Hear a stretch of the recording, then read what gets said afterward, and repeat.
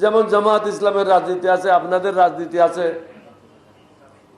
আপনারা একটা নীতি নিয়ে চলেন, কিন্তু বেশিরভাগ রাজনীতি এটা চলে কি পাবো আর কি খাবো, আমি কি পাইলাম আমি কি খাইলাম।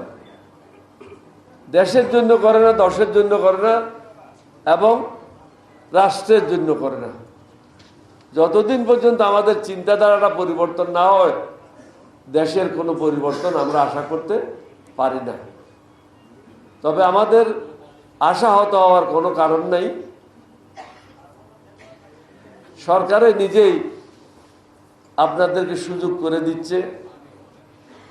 বিভিন্ন জায়গায় প্রতিদিন প্রতিনিয়ত তারা যে ভুল ভ্রান্তিগুলি করছে, এটাই যথেষ্ট জনগণের কাছে প্রমাণ করার জন্য যে আমরা ঠিক ছিলাম এবং আমাদের বক্তব্যটা ঠিক ছিল। জনগণের মধ্যে কিছু লোক ভুল করেছে এবং বিদেশিদের প্রভাব এখানে ব্যাপকভাবে কাজ করেছে। আমাদের মধ্যে কিছু বেঈমান মুনাফিক ছিল ইউনূসের সাথে। আমি বারবার বলেছিলাম কিন্তু ইউনূস সম্বন্ধে, আমি তাকে 1975 থেকে চিনি। সে যে এই ধরনের একটা কাজ করবে এটা আমি আপনাদের সবাইকে সাবধান করে দিয়েছিলাম। কিন্তু আমাদের এই ছাত্ররা যারা আজকে এখানে বসে আছে, এমপি হয়েছে, তারা কিন্তু তখন ইউনূসকে বুঝে নাই। ইউনূসকে মনে করেছিল এটা আল্লাহর প্রদত্ত একটা মহানবী বোধহয়। কিন্তু দেশটাকে যে ধ্বংসের পথে নিয়ে যাবে এই জিনিসটা তখন এই ছেলেরা বুঝার চেষ্টাও করেনি।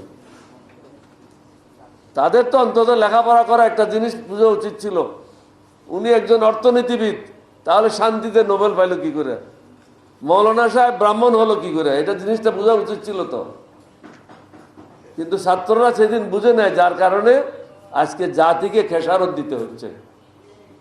শাহাবুদ্দিন চুপ্পু ব্যাংকের একজন কর্মচারী, কিভাবে